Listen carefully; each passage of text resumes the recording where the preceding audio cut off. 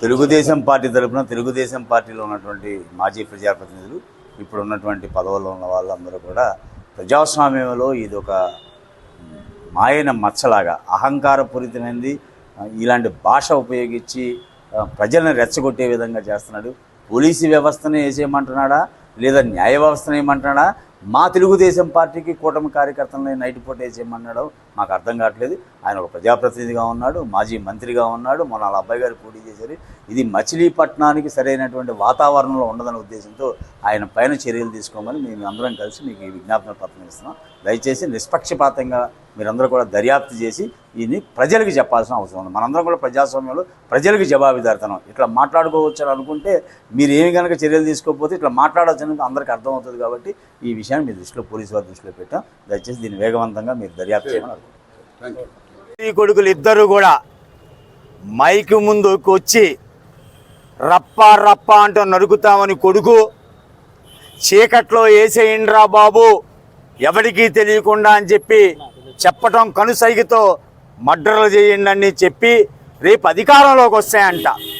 అధికారంలోకి వస్తే ప్రజాస్వామ్యంలో సేవ చేయాలనే ఆలోచనే ఉండాలి తప్ప ఈ విధంగా రెచ్చగొట్టి ప్రజలని భయభ్రాంతులు చేసి మచిలీపట్నంలో నువ్వు అధికారంలోకి రావడం అనేది నీ కళ. నువ్వు ఒకవేళ కనుక నిజంగా అవినీతి సొమ్ము బియ్యంలో ఏ విధంగా దోసుకున్నావు, మైనింగ్లో ఏం దోసుకున్నావు, బైపాస్ రోడ్డుకి వెళ్ళే దారిలో తమ్మనవారి సత్రం దగ్గర 1000 గజాలు నీ అనునాయులతో ఆక్రమించిన దగ్గర, అలాగే కోట జయరాం గారు నువ్వు కలిసి బైపాస్ రోడ్లో చేసుకున్న 4000 గజాల అవినీతి సొమ్ము విచ్చలివిడిగా ఉండి తండ్రి కొడుకుల దగ్గర రప్ప రప్ప నరుకుతాం. చీకట్లో కనుసైగ చేస్తే అయిపోవాలరా బాబు అనే దేనికి సంకేతము మచిలీపట్నం ప్రజలందరూ కూడా చూస్తా ఉన్నారు. మొన్న ఎన్నికల్లో నీకు కర్రు కాల్చి వాతలు పెట్టి 50,000 మెజారిటీ ఇచ్చి కొల్లు రవీంద్ర గారికి ఏ విధంగా ఉంచారో అయినా కూడా నువ్వు అవినీతి డబ్బు నీ దగ్గరుండి నీ కొడుకు మచిలీపట్నంలో గంజాయి వ్యాపారాన్ని ప్రోత్సహించి పోలీస్ స్టేషన్ల దగ్గర సిఐని ట్రాన్స్ఫర్ చేయించి పోలీస్ స్టేషన్లన్నీ కూడా భయభ్రాంతులు చేయడం అనేది ప్రజలు చూశారు, మేము చూసాం.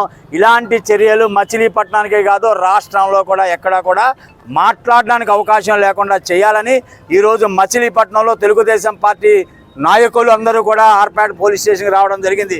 ఆర్పేట పోలీస్ స్టేషన్కి వచ్చి పోలీస్ సిబ్బంది వారికి చెప్పాం.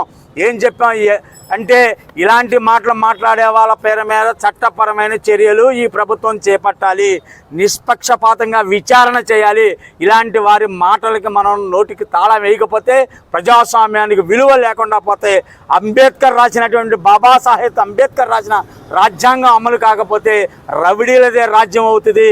కాబట్టి అంబేద్కర్ గారు రాసినటువంటి రాజ్యాంగాన్ని గౌరవించి రాజారెడ్డి రాజ్యాంగం ఈ రాష్ట్రంలో లేకుండా చేయాలని మేము మనస్ఫూర్తిగా కోరుకుంటూ పోలీసు వారిని కలవడం జరిగింది. పట్టణ పార్టీ అధ్యక్షులు లోకిశెట్టి వెంకటస్వామి గారు, market yard chairman Kunche Nani గారు, అట్లాగే టౌన్కి సంబంధించినటువంటి ఇన్ఛార్జు చిన్నం శివనాంగనేశ్వరరావు గారు, మరకాని వాసు గారు, అట్లాగే ప్రధాన కార్యదర్శి కాటం మధు గారు, అలాగే అడప రత్నాకర్ గారు పెద్ద ఎత్తున కూడా రావడం జరిగింది. బొడ్డు శ్రీనివాస్ గారు అందరూ కూడా రావడం జరిగింది. దయచేసి మేమందరూ కూడా చెప్తున్నాం, ముఖ్యంగా మచిలీపట్నం ప్రజలకు చెప్తా ఉన్నాం, ఇటువంటి సాంప్రదాయం గతంలో లేదు. అన్యాయంగా అక్రమంగా ఈ బుద్ధి నీకు ఇప్పుడు మేము చెబుతున్న బందరు ప్రజల్లో ఎవరికన్నా 15% 20% ప్రజల్లో కొల్లూరు రవీంద్ర గారి మీద అపవాదం ఉందో నేటితో అది తేట తెల్లమైపోయింది. రాత్రిపూట చీకట్లో ఇతను ఇట్లా చేస్తాడనేది ప్రజలు గుర్తించారు. అట్లాగే ఇంకా 15-20% మంది ఎవరైనా ఉంటే కూడా వాళ్ళు కూడా ఈనాడు ఈ పత్రిక ద్వారా వచ్చినటువంటి సమాచారం ద్వారా ఇతను చీకట్లో వ్యవహారాలు ఈ విధంగా చేస్తాడు కాబట్టి కొల్లూరు రవీంద్ర గారి పైన అక్రమ కేసు పెట్టాడనేది ఈ రోజుతో క్లియర్గా తెలిసిపోయింది అని మేము ఈ సందర్భంగా తెలియజేస్తాం. మరి గత 4 రోజుల నుంచి పత్రికల్లో సోషల్ మీడియాలో వస్తున్న వార్తలు ప్రజాస్వామ్యానికి విరుద్ధంగా పేరు నాని గారు మాట్లాడారు. మరి రాజకీయాల్లో ఒక మంత్రిగా, ఒక శాసనసభ్యుడిగా, ఒక జిల్లా పార్టీ అధ్యక్షుడిగా చేసావు, అది నీకు తగునా అని అడుగుతున్నావు.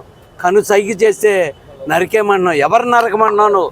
ప్రజాస్వామ్యంలో ప్రజలనా, అలాగే అధికారులనా, పబ్లిక్నా అనేది అర్థం కావట్లేదు. నీ భాష మార్చుకో. మాజీ ముఖ్యమంత్రి భాష నీ భాష రెండు ఒకటిగానే ఉన్నాయి. మీరు నిజంగా వీధి రౌడీల్లాగా ప్రవర్తిస్తున్నారు. నిజంగా నీ కొడుకు గంజాయి బ్యాచ్ని మెయింటైన్ చేసి పోలీస్ స్టేషన్ల మీద దాడి కొట్టేసి తీసుకొచ్చి పడేసి పోలీస్ స్టేషన్ మీద దాడి చేసి అక్కడ ఉన్న సీఎల్ని ఎస్ఐని ట్రాన్స్ఫర్ చేసిన ఘనత మీది.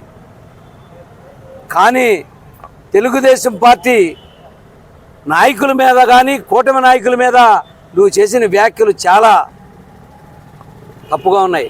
అంటే ప్రభుత్వం వస్తాను ఇంకా కలగంటున్నావు అనమాట. నీ ప్రభుత్వం రావటం కల్లా నువ్వు గెలవటం కల్లా. నువ్వు ఒక గంజాయి తాగిన వ్యక్తిలాగా ప్రవర్తిస్తున్నావు. ఎందుకంటే నువ్వు గంజాయి నీ కొడుకు కానీ నువ్వు కానీ అమ్మిస్తారు కాబట్టి ఆ ప్రవర్తనలన్నీ మీ దగ్గరకు వచ్చినాయి. నానిగారు గుర్తుంచుకోండి, రాజకీయ నాయకుడిగా వ్యవహరించండి, వీధి రౌడీలాగా వ్యవహరించొద్దని చెప్పి తెలియజేసుకుంటూ మా రాష్ట్ర ప్రభుత్వం ఇలాంటి వ్యక్తుల్ని, ఎందుకంటే ప్రజాస్వామ్యంలో ప్రజలు భయపడేంత భయభ్రాంతులకు గురయ్యేటట్టుగా మీ వ్యాఖ్యలు ఉన్నాయి. కనుసైజ్ అయితే నరికేస్తారా? రఫ నరుగుతారా? ఏంది ఆ భాష? ఎక్కడి నుంచి వచ్చింది?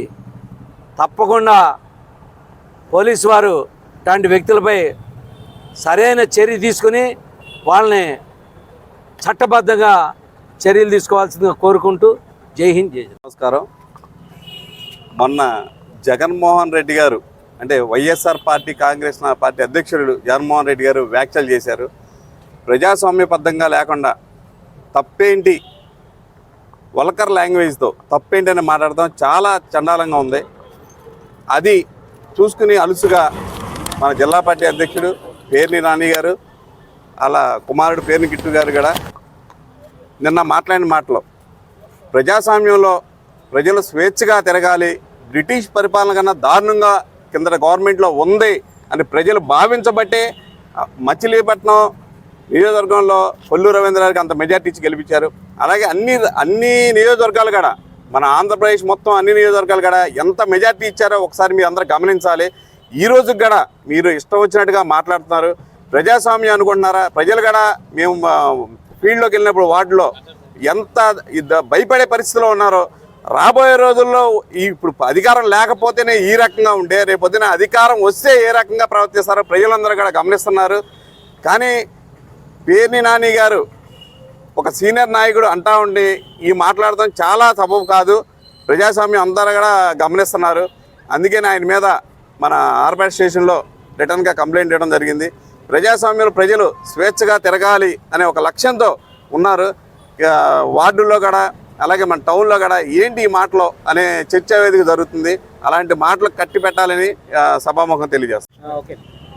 గత 3-4 రోజుల నుంచి మాజీ మంత్రివర్యులు శ్రీ పేర్ని నాని గారు వాళ్ళ ఒక కార్యకర్తల ముందు నుంచుని చీకట్లో కన్ను కొడితే చేసేసేయాలరా వేసేసేయాలరా అని చెప్పేసి వాళ్ళ కార్యకర్తల ముందు అతను మాట్లాడుతుంటే వాళ్ళ కార్యకర్తలు తప్పులు కొడుతున్నారు. ఇది ఏం మెసేజ్ ఇద్దాం అనుకుంటున్నాడు ఈ పేర్ని నాని అనే వ్యక్తి? ఒక ఉన్మాదిలాగా మాట్లాడుతూ కార్యకర్తలను రెచ్చగొట్టి, ఒకవేళ జగన్మోహన్ రెడ్డి ఇట్లా మాట్లాడమని చెప్పేసి వీళ్ళకి చెప్తున్నాడా? రెచ్చగొడితే రెచ్చిపోయే వాళ్ళు ప్రజలు వాళ్ళు సామాన్య ప్రజలు, వాళ్ళు రెచ్చిపోయి ఇబ్బంది పడే పరిస్థితి వస్తుంది కదా. ఎవరన్నా చేయరాని పని చేసేస్తే, నువ్వు చెప్పినట్టుగా చీకట్లో ఎవరైనా చేసేస్తే. కాబట్టి తెలుగుదేశం పార్టీ తరపు నుంచి మేము ఇవాళ ఆర్పేట్ పోలీస్ స్టేషన్లో పేర్ని నాని వారి యొక్క తనయుడు పేర్ని కిట్టు ఇవాళ రెచ్చగొట్టే విషయాల్లో మాట్లాడుతున్నారు, పబ్లిక్గా ఇచ్చేస్తున్నారని చెప్పేసి కంప్లైంట్ ఇవ్వడం జరుగుతుంది. ఇలాంటి ధోరణి మంచిది కాదు. రాజకీయాల్లో ఉన్నప్పుడు చాలా నిదానంగా మాట్లాడాలి. ఇవాళ నువ్వే రెచ్చగొడుతున్నావు నీ కార్యకర్తల్ని. నీ అధికార రంగాన్ని ఎవరిని నరకాలో నరకేసేయి, ఎవరిని కొరకాలో కొరికేసేయి. అరే ఏం మాట్లాడుతున్నావు స్వామి నువ్వు? ఇంకా మీకైనా చిన్న వయసు మాది, మేమెట్లా మాట్లాడాలి? అలాంటి సమయం వచ్చింది అనుకోండి, ఎదుటోడు కూడా అట్లాగే మాట్లాడతాడు కదా. కాబట్టి మీకు పేరు దానికి జగన్మోహన్ రెడ్డి ఏమని చెప్పాడంటే, నువ్వు ఇష్టొచ్చుడు మాట్లాడేసి ఏ ప్రాంతానికి వెళ్తే పేద ప్రాంతానికి వెళ్ళేసి యువతని రెచ్చగొట్టమని చెప్పేసి జగన్మోహన్ రెడ్డి ఈ యొక్క పేరుని నానికి చెప్పడం జరిగింది. అదే పందాలో ఇవాళ పేరుని నాని యువతని రెచ్చగొట్టే పరిస్థితిలో ఉన్నారు. రాబోయే రోజుల్లో శాంతి భద్రత కూడాను విఘాతం కలిగించేలాగా ఈ ఒక పేరుని నాని పనిచేస్తానని చెప్పి సభాముఖంగా తెలియజేస్తున్నాం.